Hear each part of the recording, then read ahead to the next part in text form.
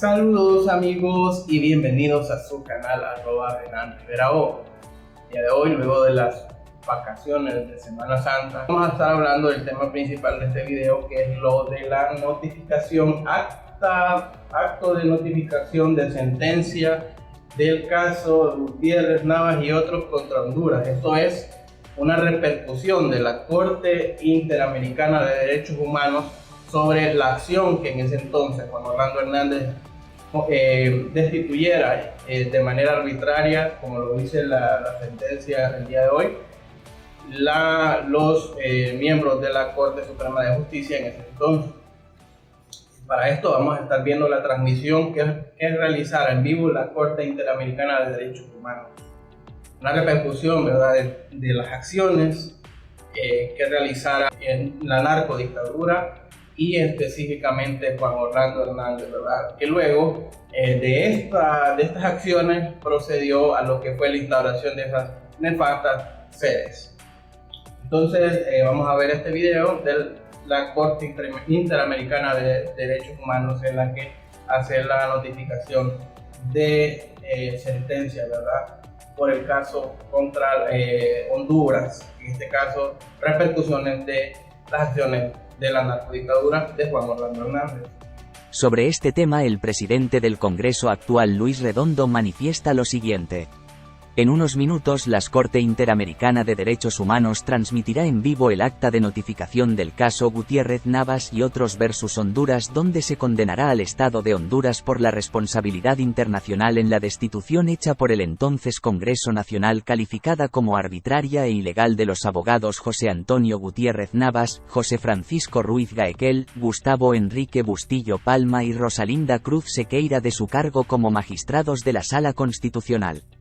En breve conoceremos una de las consecuencias del acto criminal que se cometió en Honduras por las estructuras criminales y del narcotráfico que gobernaron el país, y que pretendían inclusive robarse el territorio con las sedes.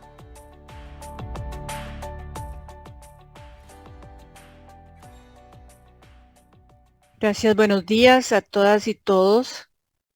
Al ser las 8:57 hora de San José, Costa Rica, se procederá a la notificación de la sentencia del caso Gutiérrez Navas y otros versus Honduras, de conformidad con lo establecido en los artículos 69 de la Convención Americana sobre Derechos Humanos y 67 del Reglamento del Tribunal. Paso la palabra al secretario de la Corte, Pablo Saavedra Alessandri, para que haga algunas precisiones sobre este acto. Muchas gracias, señora presidenta. El día 19 de marzo se envió una comunicación a las partes y a la Comisión Interamericana de Derechos Humanos informándoles que hoy se procedía a la notificación de la sentencia y se les solicitó que acreditaran las personas que estarían presentes en este acto. La sentencia también se está enviando por medios electrónicos a las partes y a la Comisión Interamericana. Una vez terminado el acto de notificación, la sentencia y el resumen oficial de la misma se publicarán en el sitio web del tribunal y se darán a conocer por sus redes sociales. Este acto de notificación está siendo transmitido por las redes sociales del tribunal. Se da bienvenida a la representación de la Comisión Interamericana de Derechos Humanos, en esta oportunidad representada por Daniela Saavedra, abogada de la Secretaría Ejecutiva de la Comisión Interamericana. Asimismo, se da la bienvenida a la representación de las víctimas, a los señores Ignacio Paulín Victoria, Lucas Gómez e Ignacio de Casas, y a la señora María Fabiola Cantú.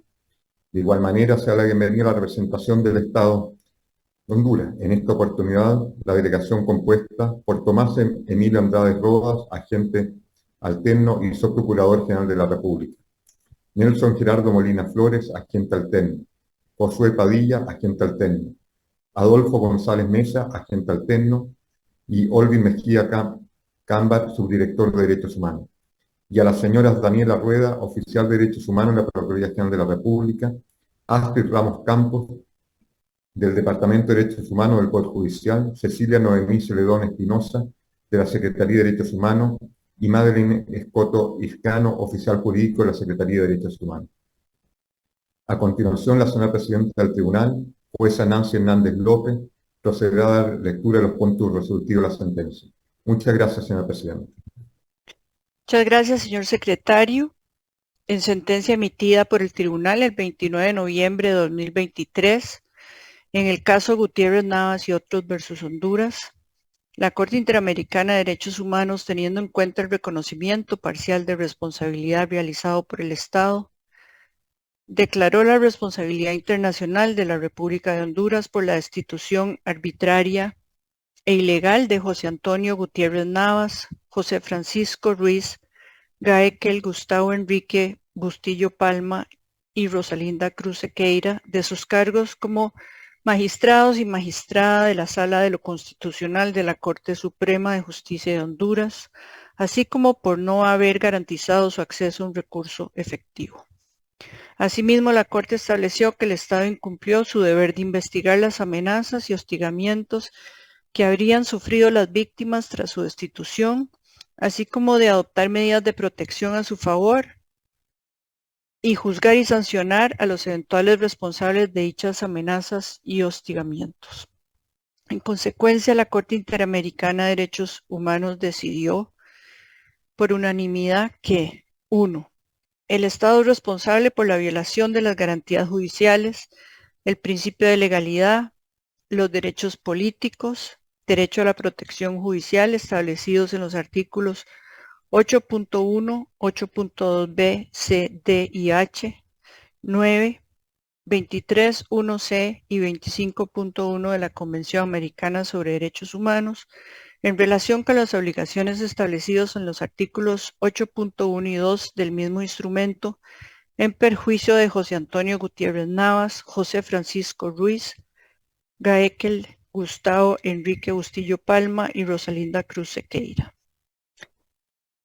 2. Por 5 votos a favor y 2 en contra, la Corte estableció que el Estado es responsable por la violación del derecho al trabajo, establecido en el artículo 26 de la Convención Americana sobre Derechos Humanos, en relación con las obligaciones previstas en los artículos 1.1 y 2 del mismo instrumento, en perjuicio de José Antonio Gutiérrez Navas, José Francisco Ruiz Gaekel, Gustavo Enrique Bustillo Palma y Rosalinda Cruz Sequeira.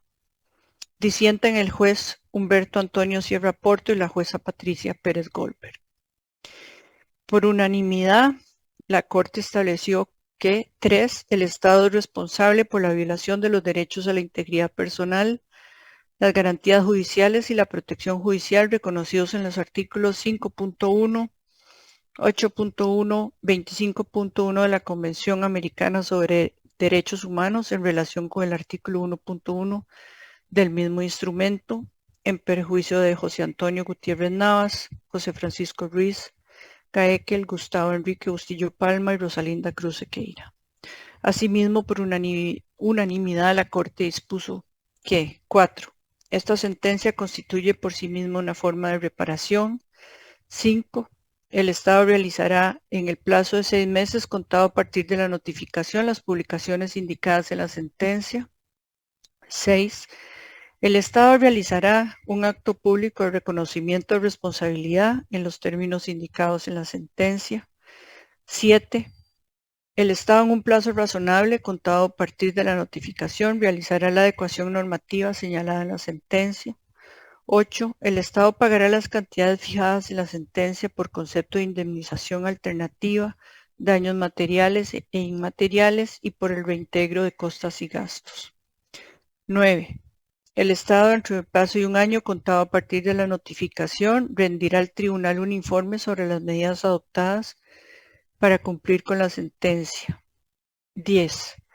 La Corte supervisará el cumplimiento íntegro de la sentencia en ejercicio de sus atribuciones establecidas en la Convención Americana sobre Derechos Humanos y dará por concluido el presente caso una vez que el Estado haya dado total cumplimiento a lo dispuesto.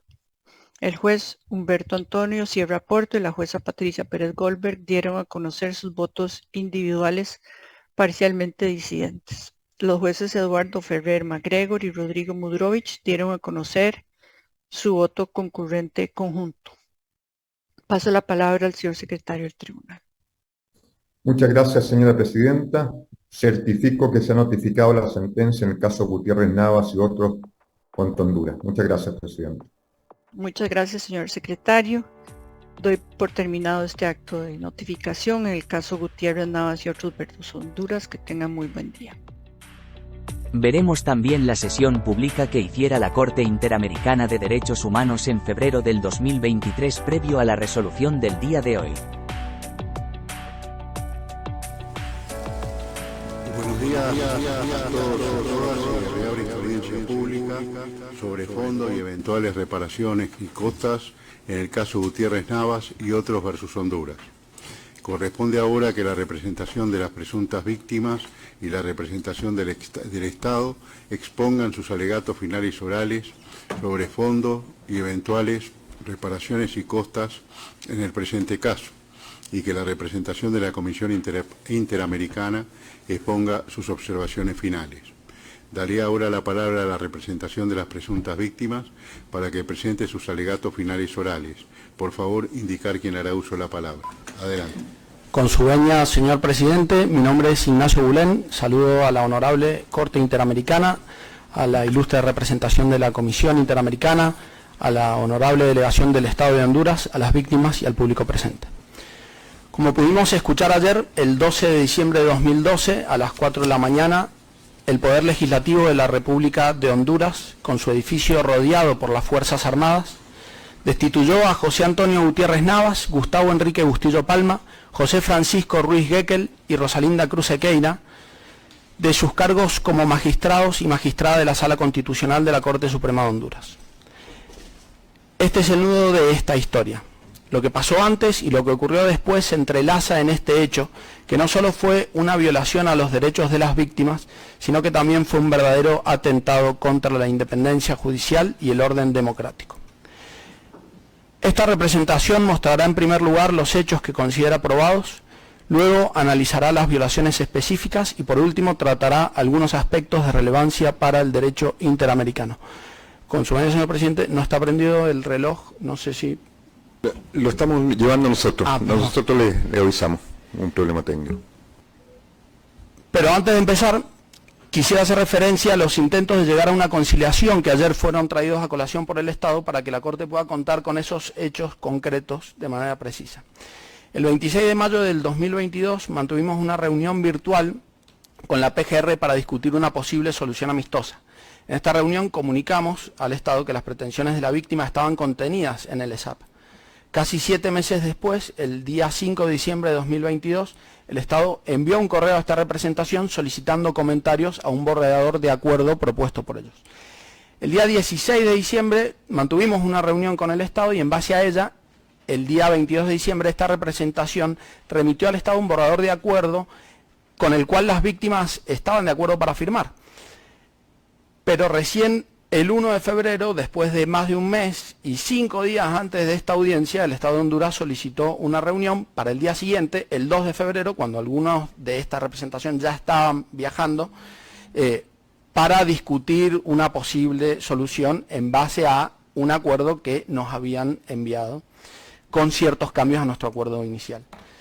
Comunicamos este borrador a las víctimas y la instrucción de nuestros representados fue que ya estábamos sobre la audiencia y que no había tiempo suficiente para tomar una decisión, pues la audiencia era 3 días después. Esta representación reconoce la buena voluntad del Estado y en cualquier caso al Estado le queda la posibilidad de realizar un reconocimiento de responsabilidad internacional para dejar más aún en evidencia su buena voluntad. Pero volvamos a los hechos. No hay controversia en que las víctimas fueron legítimamente elegidas por el Congreso de Honduras como magistrados de la Corte por un periodo de 7 años, que terminaba el 25 de enero de 2016, pero que fue interrumpido el 12 de diciembre de 2012. Para llegar allí hubo un recorrido previo en el cual creemos coincidir con el Estado. Tal como expresa en el escrito de contestación del ESAP, el Estado, y aquí abro cita, los magistrados en el ejercicio de sus funciones emitieron fallos que fueron considerados contrarios a los intereses políticos del gobierno de turno, por lo que el expresidente Porfirio Lobo Sosa emitió diversas declaraciones condenando la conducta de los ex magistrados. Cierro aquí la cita. En su declaración de ayer, la víctima Ruiz Gekel explicó con claridad esas decisiones. Son sobre todo 4 sentencias, pero me voy a centrar en 2. La primera es la decisión no unánime de la Sala Constitucional que proyectaba la inconstitucionalidad del decreto legislativo 283, que creaba las regiones especiales de desarrollo, o también llamadas ciudades modelo, y que el Pleno de la Corte declaró inconstitucional el 17 de octubre de 2012 por violar el principio de soberanía. Como se mencionó ayer también, este era un verdadero proyecto insignia del presidente Lobo Sosa y posiblemente sea esta la causa real de la destitución. De hecho, así fue mencionado por la señora presidenta Castro, que en su discurso de toma de posesión expresó que, como dijeron ayer, se destruyó abruptamente a los 4 magistrados de la Sala Constitucional por esta decisión. En las probanzas de esta causa puede verse que cada decisión de la Sala era seguida por declaraciones públicas hostigantes del entonces presidente y de altos funcionarios contra las víctimas. Pero también habían presiones en privado, como las que relataron ayer los declarantes, o la que señala en su declaración la víctima José Antonio Gutiérrez Navas. Él relata que luego de la decisión de inconstitucionalidad de la Ley de Ciudades Modelo, el presidente Lobo Sosa, en un momento en el cual se quedaron a solas durante una recepción en la Embajada de España, le dijo en tono amenazante: prepare sus maletas que tiene a dónde irse. Esto era un preludio de lo que vendría, y esta representación entiende que las presiones sufridas por las víctimas en forma pública y en forma privada son un claro ejemplo de lo que los principios básicos relativos a la independencia judicial caracterizan como presiones, amenazas e intromisiones indebidas, directas e indirectas. Unos meses después, concluyendo un 2012 plagado de hostigamientos, el 27 de noviembre la Sala Constitucional emitió en forma no unánime el proyecto de sentencia de inconstitucionalidad de la Ley para la Depuración Policial, que permitía cesar agentes policiales sin respetar el debido proceso. Al no ser unánime, debía pasar al Pleno de la Corte, que estaba convocado para el 12 de diciembre de 2012. A partir de aquí se desencadenan los hechos con una rapidez inusitada y creemos que conviene hacer una cronología para entender la rapidez. El 4 de diciembre de 2012, el presidente de la República arremete contra las víctimas. Esto lo dijo ayer en su testimonio, en su declaración, el ex magistrado Ruiz Gekel. Y acá abro cita y dice: Honduras está de luto por la decisión de la Sala Constitucional. ¿De qué lado están? ¿Del lado de los delincuentes o del lado de la gente honrada de este país? ¿Del lado de quién están? ¿De los victimarios o de las víctimas? Cierro aquí la cita. Acto seguido, ordenó que un crespón negro apareciera en las pantallas de la televisión oficial en señal de luto. Y esto duró varios días. 6 días después, el 10 de diciembre de 2012, el diputado oficialista Rodolfo Zelaya presenta ante el Congreso una moción para conformar una comisión especial que investigase la supuesta conducta administrativa de las víctimas, porque con el proyecto de sentencia ponían en peligro la seguridad ciudadana. Esto claramente no es ningún tipo de conducta administrativa. De hecho, digo supuesta conducta administrativa de las víctimas porque en realidad no tenían competencia administrativa alguna. El día siguiente, 11 de diciembre, esta comisión especial del Congreso emitió un informe que afirmaba que se habían cometido irregularidades administrativas en la tramitación del recurso interpuesto contra la Ley de Depuración Policial. Pero en realidad este era el pretexto. Si vemos el contenido del informe, que está en el anexo 7 que acompaña al ESAP, la comisión especial dice, y aquí cito textual, que la decisión de declarar inconstitucional la Ley de Depuración Policial no es congruente con la política de seguridad implementada por los poderes legislativos y ejecutivo y conlleva graves perjuicios al Estado para el Estado porque significa un retroceso en los avances obtenidos en la lucha contra la delincuencia. Esto muestra la verdadera razón de la destitución. El poder político buscaba una sala constitucional complaciente y estaba en desacuerdo con el contenido jurídico del proyecto de sentencia de la Sala Constitucional. Inmediatamente, el informe fue aprobado por el Pleno de la Cámara y en horas de la madrugada, a las 4 de la mañana del 12 de diciembre de 2012, el Congreso Nacional destituye a las víctimas. 2 horas después, a las 6 de la mañana, el Congreso procede a nombrar ilegalmente a los nuevos magistrados como miembros de la Sala Constitucional. Las 4 víctimas, mientras tanto, tal como lo declararon ayer, seguían la destitución por los medios de comunicación, mientras intentaban tomar medidas para proteger a sus familias. Pero nunca fueron notificadas del proceso, no pudieron ofrecer prueba, no pudieron alegar, interrogar o controvertir las acusaciones. Inmediatamente, la relatora especial de Naciones Unidas sobre la independencia de jueces y abogados y también la Comisión Interamericana, entre otros, emitieron pronunciamientos condenando la destitución de los magistrados de la Sala Constitucional, caracterizándola como un grave atentado a la democracia.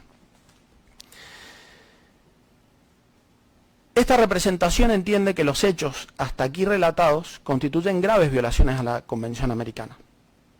Permítanme señalar en primer lugar que está ya sentado que las garantías del debido proceso se aplican a los procesos de remoción de jueces y juezas y no hace falta meternos en este punto. Por lo tanto, pasemos al punto siguiente. Analicemos primero si el Congreso era el órgano competente. La respuesta es negativa. El Congreso no era competente para destituir a las víctimas, pues según el artículo 205, numeral 20, solo podía improbar la conducta administrativa, conducta que a la vez el decreto 282 del 2010 no otorgaba a los magistrados, sino que únicamente acordaba a la cabeza del presidente de la Corte Suprema.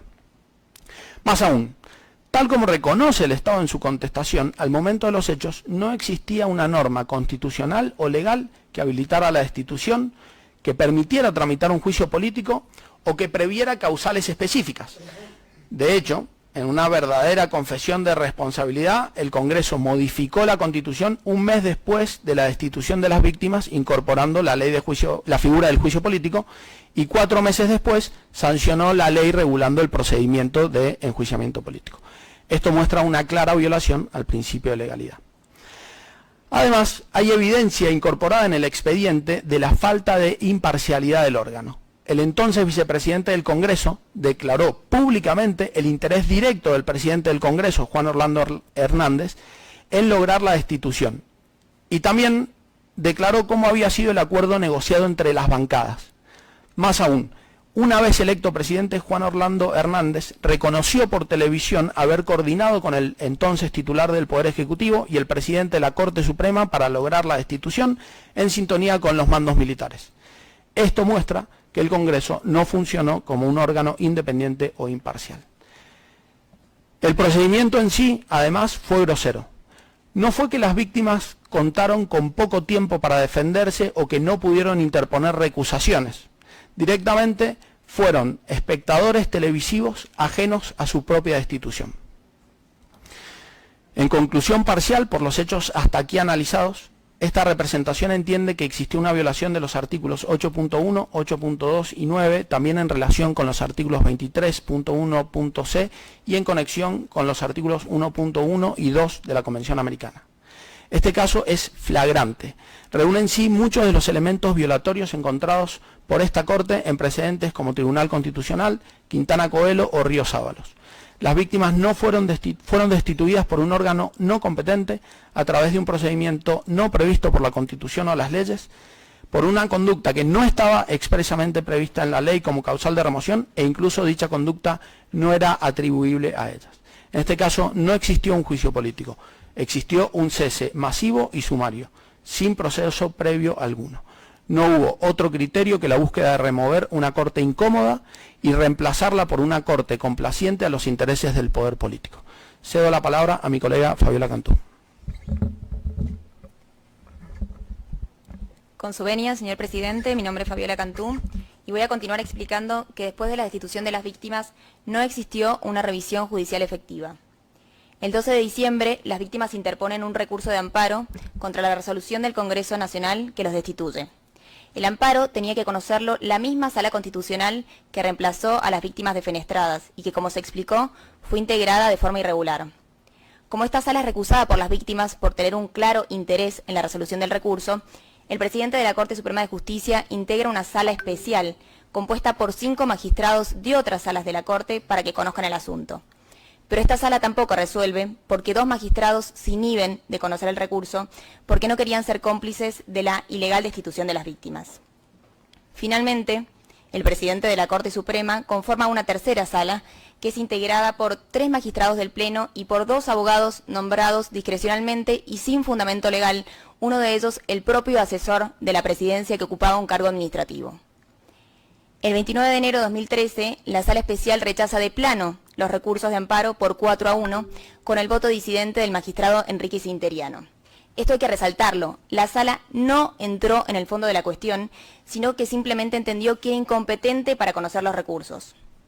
Esta es una cuestión de derecho interno, pero el resumen de la controversia es si el amparo que procede contra actos de funcionarios públicos era procedente contra los miembros del Congreso Nacional. La sala entendió que no, que era incompetente y sostuvo que remitiría la decisión al funcionario competente, según indica la Ley sobre Justicia Constitucional, pero lo cierto es que no lo hizo. Como no existió unanimidad por la disidencia del magistrado Enrique Sinteriano, el caso pasó al Pleno de la Corte, que terminó confirmando esta falta de competencia. De este Pleno vale aclarar que solamente 2 de los 15 magistrados habían sido nombrados como correspondía, el presidente de la Corte y el magistrado Enrique Sinteriano. El resto habían sido llamados a llenar las sillas y hacer los números para el rechazo, que finalmente fue emitido el 6 de febrero de 2013. Las víctimas hicieron un último intento de obtener justicia con un recurso de reposición que interpusieron el 13 de febrero de 2013 contra la sentencia del Pleno que confirmó el rechazo del amparo. Pero el rechazo también acá fue cantado. El Estado en su defensa, al ESAP, sostiene que estos hechos demuestran que las víctimas sí tuvieron acceso a los recursos que consideraron pertinentes y que incluso obtuvieron votos disidentes a su favor, y que estos recursos fueron resueltos en tiempo y forma y que la efectividad de un recurso no está dado por el hecho de obtener una resolución favorable. Entendemos que esta defensa es una interpretación errónea de la jurisprudencia de la Corte Interamericana y de lo que los propios artículos 8 y 25 protegen. La Corte Interamericana ya ha dicho que para que un recurso efectivo exista, no alcanza con que esté previsto en la Constitución o en las leyes del país o con que sea formalmente admisible, sino que se requiere que sea realmente idóneo para establecer si se ha incurrido en una violación a los derechos humanos y proveer lo necesario para remediarla. En los hechos del caso, estos recursos fueron ilusorios e inefectivos. Las salas y el Pleno señalaron que el amparo no procedía contra los miembros del Congreso Nacional, aun cuando la Ley sobre Justicia Constitucional y la propia Constitución establecía lo contrario. Se declararon incompetentes y no hicieron en ningún momento un análisis sustancial de las violaciones que alegaron las víctimas, al debido proceso, al derecho de defensa, a su independencia judicial. Esto surge patente de las resoluciones del Pleno y de las salas que se acompañan como prueba. Y además hay que considerar que estos recursos también fueron resueltos por un tribunal constituido en su mayoría por jueces no naturales y que no revestían las garantías de imparcialidad. Todo esto nosotros entendemos que constituye una clara violación al artículo 25.1 en conexión con los artículos 8.1, 8.2 y 1.1 de la Convención. Ahora vamos a los hechos sobre integridad personal. Luego de la destitución se desató una persecución contra las 4 víctimas y sus familias, que fue extensamente detallada en las declaraciones orales en el día de ayer y escritas de las víctimas. Sufrieron amenazas de muerte. El señor Gutiérrez Navas tuvo que salir del país y separarse de su esposa. El mismo día que las víctimas se encontraban en Washington, D.C., para reunirse con la Comisión Interamericana, patrullas policiales se apersonaron en los domicilios al mismo tiempo del doctor Ruiz Gekel y del doctor Gutiérrez Navas como si hubiese estado coordinado, diciendo que tenían que entrar porque eran policías buenos. Rosalinda Cruz sufrió disparos en su casa. El señor Bustillo Palma fue objeto de seguimientos ilegales. Fueron al menos 29 los hechos registrados que están específicamente detallados en el ESAP, en las declaraciones de las víctimas, en las denuncias hechas ante el COFADE, que fueron anexadas como prueba, en el testimonio de la señora Berta Oliva, coordinadora del COFADE. La destitución de las víctimas y esta feroz persecución posterior provocó en estas personas daños irreparables en su salud que bien fueron explicados por el doctor Robelo Bustillo en la pericia médica que se presentó ante esta Corte. La jurisprudencia reiterada de la Corte dice que la mera amenaza de que ocurra una conducta prohibida por el artículo 5, cuando sea suficientemente real e inminente, puede estar en sí mismo en conflicto con el derecho a la integridad personal. En este caso, existió una violación al derecho a la integridad personal por 2 motivos. En primer lugar, el Estado no investigó de forma seria y efectiva los actos de hostigamiento y las amenazas de las cuales sí tomó conocimiento, y tampoco adoptó las medidas de protección a favor de los magistrados y sus familiares en el contexto de estos eventos de riesgo. Sin embargo, el Estado dice en su contestación que no se le puede achacar responsabilidad por estos hechos porque no le consta que existan denuncias al respecto. ¿Cómo iban a denunciar al mismo Estado que los estaba persiguiendo? La Corte tiene que considerar en primer lugar que el fiscal general de Estado en ese momento y actualmente también, que hubiese sido el encargado de impulsar eventuales investigaciones por estos hechos, era el 5º magistrado de la Sala de lo Constitucional que no fue destituido el señor Oscar Chinchilla aquel 12 de diciembre, porque justamente votó a favor de los intereses del gobierno. Y después, en 2013, después de la defenestración de las víctimas, fue electo como titular del Ministerio Público, impulsado por el entonces Gobierno Nacional. Entonces, el Estado sí conoció estos hechos, ya sea porque muchos también fueron públicos o notorios, como bien dijo el doctor Ruiz Bekele ayer, o bien porque llegaron a su conocimiento de diversas maneras. En el testimonio de la señora Bertoliva, que se presentó ante esta Corte, consta que las denuncias que se realizaron ante el Comisionado Nacional de Derechos Humanos fueron informadas al Ministerio Público Fiscal y que no se llevó a cabo ninguna investigación. La Comisión Interamericana también dio traslado de un pedido de medidas cautelares. Y esto también tiene que tenerse en cuenta. A su vez, tenemos que referirnos al contexto en Honduras y también al contexto particular de las víctimas. La Corte ha valorado el contexto como un elemento que hace a la gravedad de la situación. Acá no estamos hablando de un único hecho aislado, estamos hablando de múltiples hechos que evidencian la seriedad para las víctimas. Y a su vez, Honduras es un país especialmente letal para magistrados y magistradas. Son 115 los homicidios registrados de operadores judiciales entre 2009 y 2015. Desde su primera sentencia contenciosa, la Corte Interamericana ha dicho que, como consecuencia de la obligación general de garantía, los Estados tienen el deber de investigar y sancionar toda violación a los derechos reconocidos en la Convención y tienen que adoptar medidas de prevención. A partir de acá, un aspecto central en el desarrollo de la jurisprudencia de la Corte ha sido clarificar que la obligación de activar las investigaciones en los casos del artículo 5 es del Estado y no de las víctimas. En los casos Cepeda Vargas y Vélez Restrepo, la Corte explica que cuando se trata de investigar las amenazas dirigidas en contra de personas que se encuentran expuestas a un contexto de violencia, el deber de investigar adquiere características especiales que imponen a los Estados exigencias reforzadas de prevención y protección, mediante acciones diligentes, inmediatas y efectivas. Muchas gracias. Cedo la palabra a mi colega.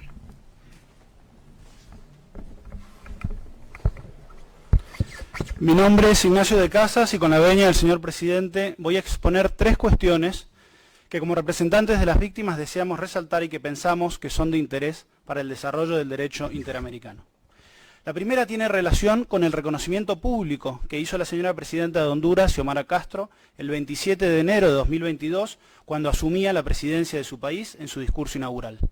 Allí, en forma clara e inequívoca, señaló que el Estado había violado los derechos humanos de las víctimas. En su discurso, la presidencia se refirió al Estado hondureño como opresor y violador a los derechos humanos y reconoció que destruyeron abruptamente a los magistrados de la Sala de lo Constitucional. Un acto de reconocimiento como este tiene efectos hacia la comunidad internacional. Por aplicación de la doctrina de los actos unilaterales, los Estados tienen la capacidad para formular declaraciones con el fin de asumir obligaciones en el ámbito internacional. Y determinadas personas tienen capacidad para actuar y comprometer al Estado, siendo el caso principalmente del jefe de Estado o del jefe de gobierno, con plena capacidad para comprometer la responsabilidad internacional del Estado.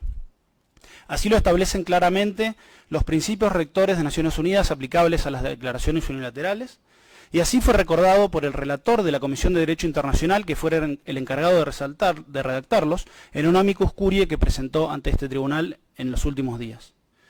Como allí se dice, dentro de la tipología de los actos unilaterales de los Estados está el acto de reconocimiento, un acto clásico mediante el cual un Estado reconoce una situación, una pretensión o un hecho, lo que le es oponible desde entonces. La declaración de la presidenta de Honduras, formulada en condiciones claras y con una determinada intención, genera consecuencias jurídicas propias del acto de reconocimiento. Este reconocimiento de Honduras de la situación genera a su vez expectativas, que junto al principio de buena fe y la confianza que deben guiar las relaciones internacionales son precisamente la base de su obligatoriedad. Entendemos que resultaría muy oportuno y relevante que en la decisión que se adopte sobre este caso se reitere de manera expresa el valor de las declaraciones unilaterales y sus efectos jurídicos en el ámbito internacional, particularmente las relacionadas con el reconocimiento. Una definición al respecto de la Honorable Corte permitirá una nueva forma de accountability, de pedir cuentas y hacerlas rendir a los Estados y a sus más altos representantes de sus conductas, actitudes y declaraciones. La segunda cuestión sobre la que quisiéramos hacer hincapié es que este caso puede permitir a la Corte precisar el alcance del control judicial adecuado y efectivo en los casos de destitución de jueces de altas cortes. Esta situación es un problema institucional que tiene cierta recurrencia en la región. Y pensamos que estas consideraciones servirán a la hora de determinar las medidas de reparación que ha solicitado esta parte. Ya es doctrina muy establecida en la jurisprudencia de esta Corte que las destituciones de jueces deben contar con un control judicial posterior, adecuado y efectivo, y esto es aplicable a casos de integrantes de altas cortes. Como ya sostuvo esta representación, en la destitución de las víctimas no se respetó ni el principio de legalidad, ni se aseguraron las mínimas garantías de acceso a la justicia, pues los recursos judiciales planteados fueron no solo insuficientes, sino absolutamente ineficaces. Sin embargo, el Estado, en su escrito de contestación, se defendió indicando que ahora sí cuenta con una norma que regula el juicio político, tanto en la Constitución como en la ley.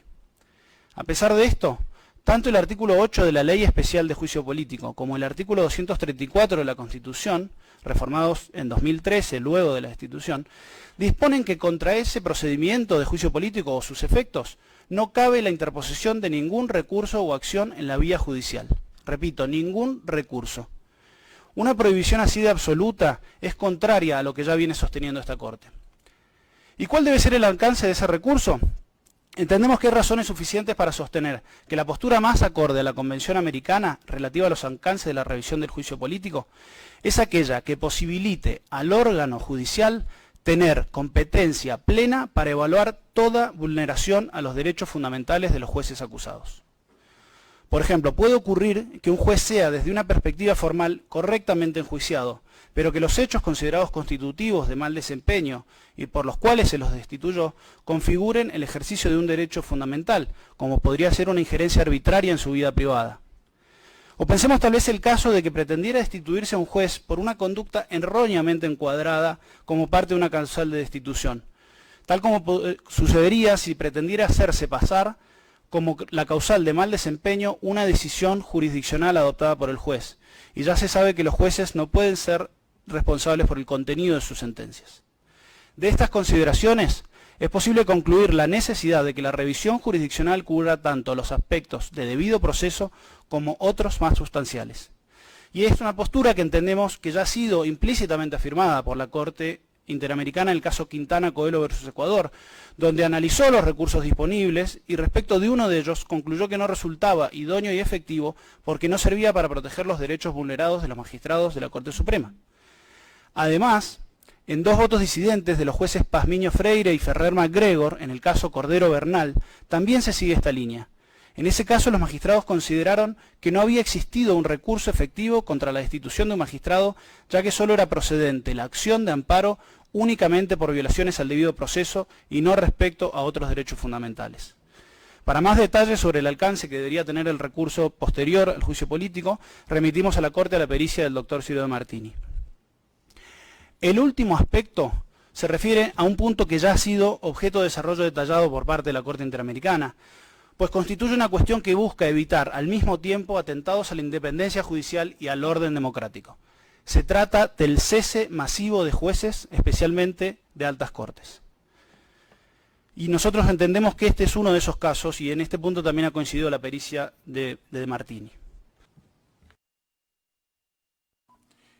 Muchas gracias a la representación de la Comisión Interamericana. Pregunto ahora a la señora jueza y a los señores jueces de la Corte si desean formular preguntas. Juez Rodrigo Mudrovich.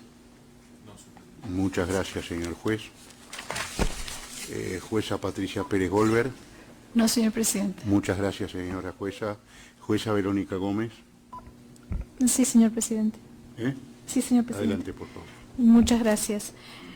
Bueno, primero a los presentes en la audiencia agradecer los conceptos y en especial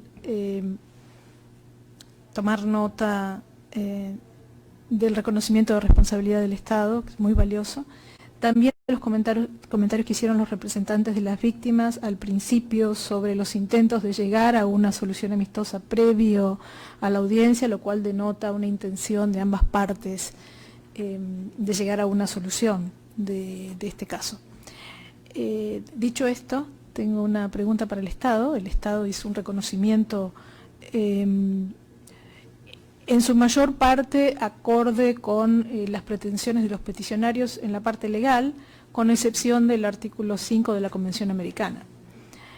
Escuchamos con mucha atención la argumentación que hizo el Estado, también los comentarios que hicieron tanto los representantes de las víctimas como la Comisión Interamericana al respecto. Entonces, la pregunta obligada es si el Estado considera que deben agotarse recursos antes de hacer un reclamo con relación a el derecho a la integridad personal y el impacto que pueden tener las amenazas, ¿no? Estamos hablando del artículo 5, quizás el Estado puede clarificar su argumento sobre que se debió recurrir a las autoridades internas. Escuchamos en el día de ayer que muchas de las situaciones, como narraban las víctimas, ya que hay un reconocimiento de responsabilidad, en este caso, cuando brindaban su testimonio, muchos de los actos de hostigamiento y de amedrentamiento a los cuales hicieron referencia venían de agentes estatales. En esos contextos tiene sentido exigir a las víctimas que recurran a las autoridades. Quizás si el Estado pudiera explicar un poco más su argumento, dado que ha hecho un reconocimiento de responsabilidad muy amplio, el argumento que justifica no reconocer el otro elemento que han presentado tanto los peticionarios como la comisión, como parte de sus alegatos, que es el artículo 5. Muchas gracias. Gracias por su pregunta, honorable jueza. Hay que analizar que la legislación hondureña ha regulado que en el caso de las amenazas es un delito de acción pública a iniciativa privada. Tiene que ser la persona, la víctima, que se presenta ante la autoridad fiscal a presentar la denuncia frente a las diversas situaciones donde se esté manifestando una vulneración a sus derechos, a sus principios protegidos. En ese sentido, nos consta en el expediente que las presuntas víctimas acudieron al CONADE, que es la Defensoría del Pueblo, y esta organización le prestó seguridad a una de las víctimas y que se mantuvo durante un par de meses, creo que un año o alrededor de un año, y la misma fue retirada cuando ella viajó del país, abandonó el país, y que no se solicitó por parte de ella que se volviera a mantener esta seguridad. Con respecto a las otras víctimas, no tenemos certeza de que hayan comunicado esto de forma ante las autoridades públicas del Estado para que se hiciera una investigación de fondo sobre las situaciones que ellos están manifestando en esta situación, y que los responsables, si hubiera una afectación, tiene que haberse una investigación por parte del Estado, y el Estado podría iniciar una investigación sobre ese aspecto, pero en su momento no llevó ninguna determinación ante las autoridades fiscales. Tenemos incluso una de las víctimas que es parte del Ministerio Público y que ellos tienen conocimiento de esta situación. Bien, en parte la respuesta se refiere a los temas de coordinación de seguridad, pero la dimensión de la violación del derecho a la integridad personal también en el contexto del caso, consideran que en ese caso también debieron haber accionado judicialmente. Esa es la postura del Estado. En otros temas de vulneraciones, el Estado tiene el deber de investigar de oficio. Solo en el tema de amenazas sí hay que tener una actuación por parte de ellos. Bueno, esa es la postura del Estado. Seguramente habrá otras opiniones de las partes en los alegatos escritos. Muchas gracias. Eso es todo, señor presidente. Gracias, señora jueza. Señora jueza Nancy Hernández López, ¿va a realizar preguntas? No, gracias. Muchas gracias. Señor juez Humberto Sierra Porto, ¿va a realizar preguntas? No, presidente. Muchas gracias. Señor juez vicepresidente Eduardo Ferrer MacGregor, ¿va a realizar preguntas? No, señor presidente, muchas gracias. Bien. Yo quiero realizar una pregunta a la representación de las víctimas. En el curso de su alegato, ustedes invocaron una cifra vinculada con agresiones a operadores judiciales en un determinado periodo. Le pediría si nos pudiera ampliar ese dato, por favor.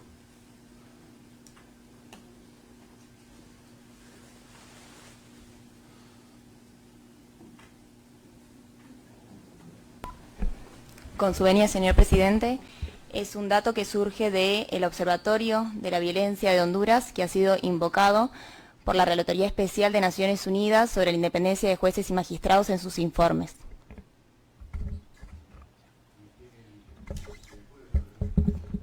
Bien, lo que indica este observatorio es que han sido 115 los homicidios registrados de operadores judiciales, incluidos miembros del Poder Judicial y abogados, entre los años 2009 y 2015. Si así lo desea, señor presidente, podemos ampliar estos datos en nuestros alegatos escritos. Por favor, si nos pueden ampliar este dato, y que también en los alegatos los representantes de las víctimas, la Comisión y también el Estado, se pronuncien sobre qué solicitan concretamente a la Corte como medida de reparación respecto de la violación del artículo 9. Es decir, cuáles son los cambios legislativos o del orden que ustedes consideren necesarios en función de la violación del artículo 9. Así que eso se lo dejamos para los alegatos, por supuesto, para escuchar a todas las partes. Antes de levantar esta audiencia pública, quisiera recordar a las partes que, de conformidad con lo dispuesto en el punto resolutivo 13º de la resolución de la Presidencia de la Corte de 14 de diciembre de 2022, la representación de las presuntas víctimas, el Estado y la Comisión Interamericana cuentan con un plazo improrrogable hasta el 6 de marzo de 2023, para presentar sus alegatos finales escritos y sus observaciones finales escritas respectivamente en relación con el fondo y eventuales reparaciones y costas en el presente caso. Este plazo es improrrogable. La Corte reconoce, sí. Con su venia, presidente, con respecto a lo que le señaló a los representantes de las víctimas del artículo 9, no sé si nos permite solo dar un argumento. Es decir, terminó la etapa del proceso, los argumentos lo pueden hacer es muy breve y muy puntual. Bueno. Se lo agradezco. Es que nosotros como Estado quisiéramos manifestarle a ustedes que, como también lo señaló la Comisión Interamericana, esta es una oportunidad muy importante por el tema de la defensa de la judicatura. Yo soy parte del Poder Judicial, en cuanto a que la Corte Interamericana establezca criterios sobre tanto, en el caso particular hondureño, el juez natural que integra la Corte Suprema de Justicia cuando no puede participar alguno de los magistrados propietarios del caso, y también sobre el tema del juicio político, en cuanto a que las legislaciones, tanto en Honduras y en la región, no tienen una precisión sobre las tipificaciones de los actos por los que procede el juicio político. También falta, que podría analizarse desde el principio de legalidad, la determinación de plazos mínimos y de garantías judiciales en estos procesos. Muchas gracias, señor presidente y señores jueces. Justamente eso era lo que yo pedía que ustedes ampliaran en la oportunidad de los alegatos finales escritos. Quiero en este acto reconocer el acto de... valorar el acto de reconocimiento del Estado. Esto oportunamente se recogerá en la sentencia.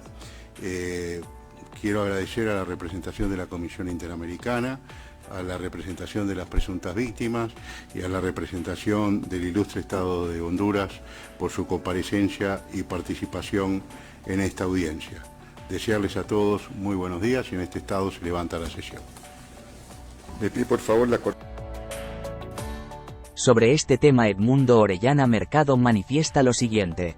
Es tarea de la PGR y del MP proceder por la vía civil y criminal, respectivamente, para deducir las pertinentes responsabilidades contra los autores de este acto criminal. De lo contrario, su inexcusable negligencia permitirá que siga vigente el perverso sistema de impunidad. Sobre este tema, Manuel Díaz, quien está al frente del PGR, manifiesta lo siguiente. La Corte IDH notificó al Estado sentencia del caso Gutiérrez Navas y otros versus Honduras. Una condena que deriva de acciones al margen de la ley ejecutadas por anterior régimen narco-golpista. En apego al mandato constitucional, ley orgánica, @PGR Honduras. Procederá en consecuencia. Nota de prensa. En un acto de notificación virtual de sentencia, la Corte Interamericana de Derechos Humanos comunicó en esta fecha al Estado su decisión en el caso Gutiérrez Navas y otros, vs Honduras. El caso refiere a la responsabilidad internacional del Estado de Honduras por la destitución ilegal y arbitraria de José Antonio Gutiérrez Navas, Rosalinda Cruz Sequeira, José Francisco Ruiz Gaequel y Gustavo Enrique Bustillo Palma, exmagistrados de la Sala de lo Constitucional de la Corte Suprema de Justicia. La sentencia, emitida el 29 de noviembre de 2023, declara a la República de Honduras responsable a nivel internacional por violaciones a las garantías judiciales y principio de legalidad, derechos políticos y protección judicial, derecho al trabajo, derecho a la integridad personal y protección judicial de la Convención Americana sobre Derechos Humanos. La Procuraduría General de la República coordinará las acciones con las instituciones estatales vinculadas, entre ellas, Corte Suprema de Justicia, Congreso Nacional y Secretaría de Derechos Humanos, para el cumplimiento efectivo de la sentencia del Alto Tribunal Interamericano.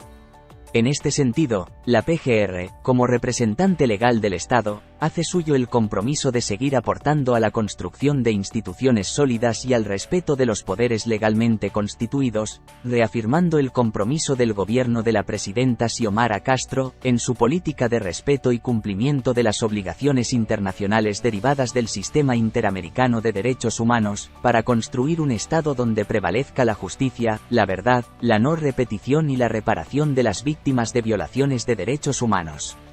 La PGR se reserva el derecho a ejercitar las acciones judiciales correspondientes en contra de los funcionarios que a través de sus acciones motivaron el resultado de la referida sentencia. Rebeca Obando, quien está al frente de la Corte Suprema de Justicia, manifiesta lo siguiente. El Poder Judicial de Honduras, ante la sentencia condenatoria emitida por la Corte Interamericana de Derechos Humanos, Corte IDH, en relación a la destitución de 4 magistrados de la Sala Constitucional en el año 2012, manifiesta su plena voluntad y compromiso para el cumplimiento de la misma, en lo que respecta a este poder del Estado. Recalcamos que esta sentencia es un precedente importante para la función judicial y el fortalecimiento de la institucionalidad democrática. Seguimos adelante con nuestra misión de administrar justicia de manera imparcial y eficiente, en beneficio de la sociedad hondureña y en cumplimiento de nuestros compromisos internacionales. Bueno amigos, por el día de hoy, este es el video que les tenemos preparado. Más adelante vamos a seguir pendientes de cualquier información que vaya surgiendo de prioridad que podemos considerar para que estén bien informados. Recuerden, denle clic a la campanita, denle me gusta, comenten qué les ha parecido o sus opiniones respecto a cada tema que vamos tocando, y sobre todo muchas gracias a todos por el apoyo. Suscríbanse a nuestro canal @RandanRivera. Estaremos informando.